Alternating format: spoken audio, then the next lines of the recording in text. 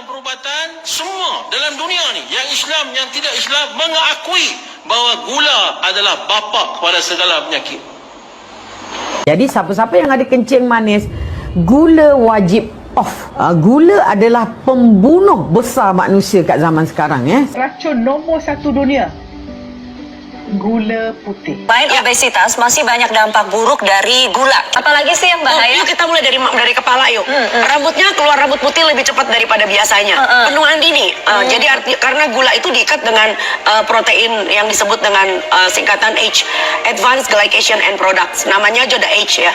Lalu kemudian menstruasinya berhenti lebih dini, lebih cepat. Ya, menopause dini. Lalu kemudian kulitnya mulai rusak. Lalu kemudian apa namanya, perubahan pandang. Jadi kita punya mata cenderung bisa kena pakai kacamata lebih cepat, anak-anak yang sering pakai kacamata. Kualitas persis. penglihatan Lalu kemudian pendengaran, ya. Lalu kemudian mulai dari kepala deh sampai giginya rusak, karies, sampai dengan apa namanya, timbul kelainan hormon. Loh, gula itu juga bisa membuat orang mempunyai gangguan hormon. Dari hormon endokrin yang biasa kita pakai untuk metabolisme sampai dengan hormon kesuburan, termasuk penyakit PCOS, polycystic ovary syndrome yang lagi ngetren. Telurnya diproduksi kecil-kecil tapi nggak bisa dibuahi.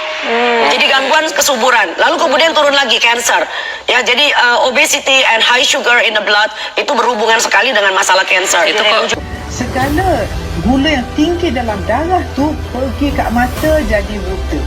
So orang yang ada kencing manis yang tak kawal gula dia, ya, kemungkinan untuk buta 25 kali ganda.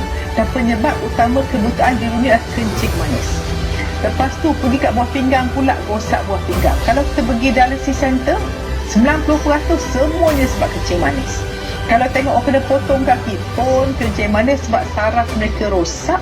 Dan orang laki-laki yang tidak kawal gulanya akan hilang sifat kelelakiannya. So gula ini memang racun yang sangat-sangat berbahaya. 70% daripada gula putih adalah fruktos. Yang jahat dalam gula tu adalah fruktos. Fruktos ni bila masuk ke dalam badan kita, masuk dalam cycle, dipanggil Krebs cycle, ya, apa yang berlaku, 85% daripada gula ditukarkan kepada VLDL, kolesterol yang sangat jahat. Jadi gula ni juga yang adalah penyebab tadi, obesity tadi, menyebabkan sakit jantung, sebabkan dia meningkatkan kita punya LDL, dia menyebabkan uric acid kita meningkat, dia block nitric oxide production, menyebabkan kita dapat hypertension, dia adalah punca utama fatty liver. dan menyebabkan lama-lama hati dia rosak, hati dia mengecut, dipanggil liver cirrhosis. Ramai sekarang. Dulu liver cirrhosis hanya disebabkan oleh alkohol ataupun arak, tapi zaman sekarang liver cirrhosis bukan lagi disebabkan oleh arak, tetapi disebabkan oleh gula. Jadi kalau kita tengok, satu benda halal, satu benda haram. Arak haram, gula halal, tapi efek dia sama. Kita perlu faham bahawa gula bukan semata-mata kerana kalori. Bahaya gula kerana ia menyebabkan keradangan, ia mengganggu sistem metabolisme tubuh, ia menyebabkan masalah rintangan insulin, menyebabkan penyakit diabetes, kanser, penyakit stroke, penyakit kardiovaskular dan sebagainya. Kita perlu berhenti makan gula dan gantikan gula dengan pemanis.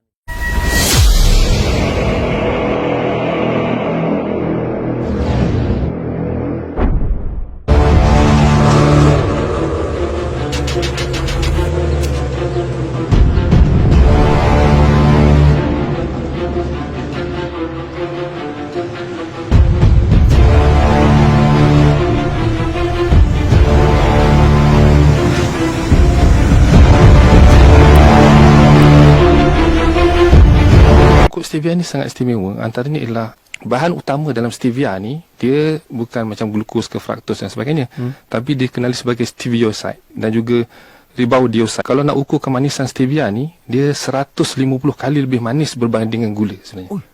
Kandungan dia, kemanisan dia jauh lebih manis daripada gula. Dan stevia ni dia kaya dengan asid folik dan juga tinggi dengan vitamin C. Dan apa yang menarik adalah bila saya buat kajian stevia ni, saya jumpa ada satu bahan berkhasiat yang dikenali sebagai pyrogalol. Pyrogalol ialah bahan berkhasiat yang terhasil kalau kita minum teh hijau. Okey. Ianya dihasil dalam perut kita, dalam usus besar kita. Banyak dalam stevia.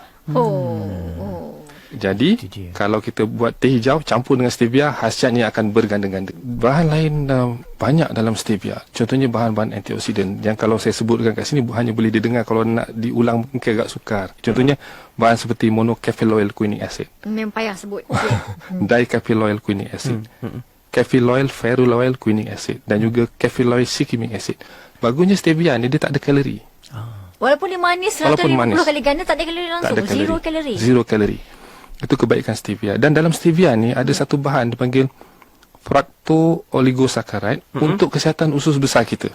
Oh. Dia sebagai prebiotik. Dan kalau kita lihat kat sini, dan saya contohkan graf kat sini, graf, ini adalah stevia asli. Dan kalau kita lihat, dia punya bahan berkhasiat ni memang banyak.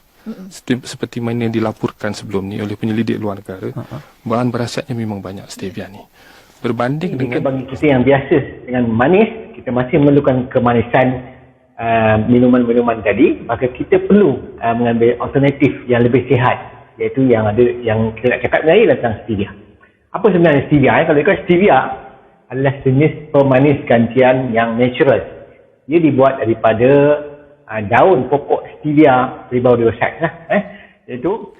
For this, the nature has given very good sugar substitutes that we can use, and they are actually very beneficial for our health if taken in a proper quantity.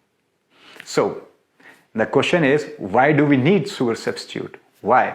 First thing is because this sugar substitutes will help us in the weight loss. Second is it will help in limiting the sugar intake for the people who are suffering from diabetes.